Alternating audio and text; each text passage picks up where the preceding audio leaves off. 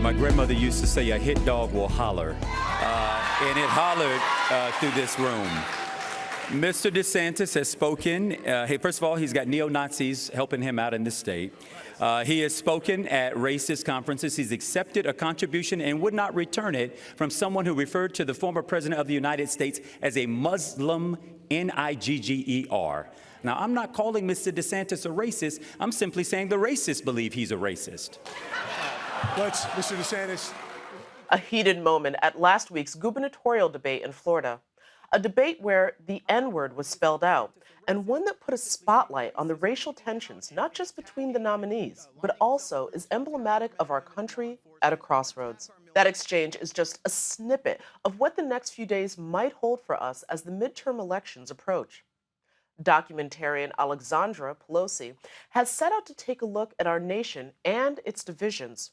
Her new HBO documentary, Outside the Bubble, takes a hard look at where we are and examines the issues such as gun rights, jobs, immigration, climate change, abortion, and race. Her hope is to shed light on the problems that divide us. Let's take a look. I may live in liberal America, but I know that this is not the only America. What we rarely see on TV is people having genuine conversations with people who they don't agree with. So I'm bursting out of my own bubble to meet people in communities across this country where the big issues have erupted, to see what we can learn from listening to our fellow Americans.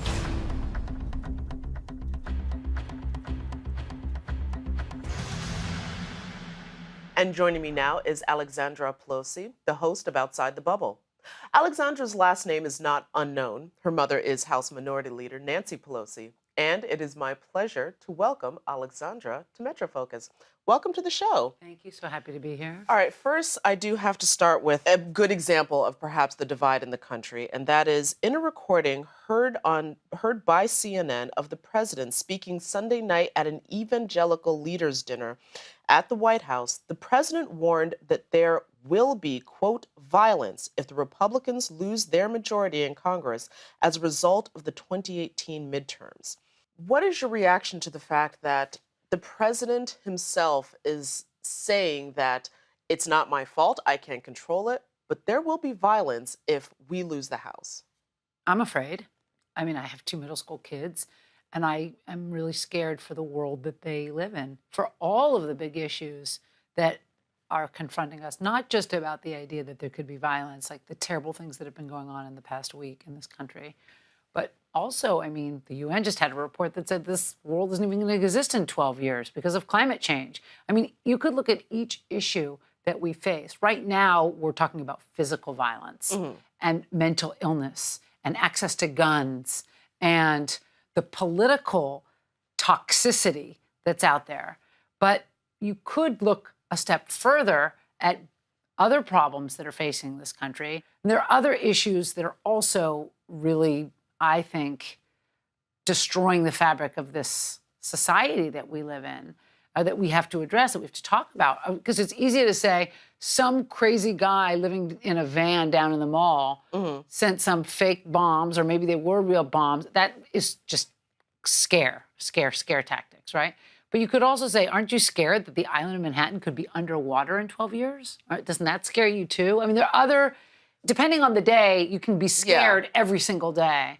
But I'll tell you the thing last week that really struck me. When I saw the president in the Oval Office with Mike Pence talking about the caravan, when I heard the word caravan and then they started throwing in the word Middle Eastern, oh, we have proof Middle Easterns are in the caravan. When I heard that that to me was the scariest moment of this whole thing. Because that word caravan, then if you heard what happened over the weekend, that the crazy mentally ill guy that walked into the synagogue to kill people, he said something like, they're coming. And it was all a callback to the caravan. That was the moment when they were doing the caravan talk. That makes people sick in the head, people lose it. Yes, and there have been allegations that that particular statement, or those statements coming from the White House, then encouraged that person to attack a synagogue that specifically had a program that helped refugees resettle in America. And that's, to me, what we should all be. We should worry about the mental illness of people that listen to the president. because there are things that he is saying that nationalists, just cue something in their head that make them go out and do this. Well, this is very interesting because as you went outside of, let's say, the Manhattan bubble, the New York City bubble, and you went to go talk to Americans, our fellow Americans, what was it that you were finding that they felt as though we didn't understand about them in our bubble of New York? Well, they think we're godless. It all comes down to God, and then gays, and then guns. So it's gods, guns, and gays. I mean, those are the three, but it's always God, because God wouldn't like gays, but he would love guns, I guess. I don't know. Somehow there's this menu that they all have where if you believe in one thing, you believe in all these things. They're being fed a steady diet from Fox News of here's who we are, this is what we believe.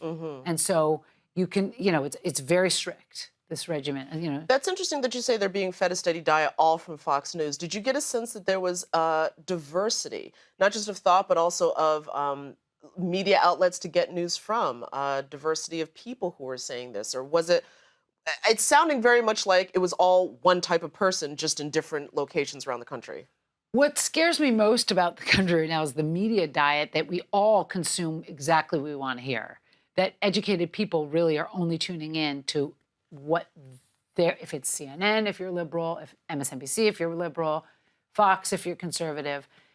I have to be so careful to say, I went out to talk to Trump's base. I didn't talk to all of Trump's base. Just because I went to Trump rallies and talked to people in these states, they're not speaking for all Trump supporters. Well, with the individuals that you at least had a chance to sit down with and get their point of view, what is it that you would want people to know as a reason to watch this film? Okay, so some issues I gained a better appreciation from where they were coming from. Good example is climate change. I would say, my kids went to the signing of the Paris Accord at the UN. We think that climate change is very important. We live here in Manhattan. We're afraid we're going to be underwater in 12 years like the UN said we were.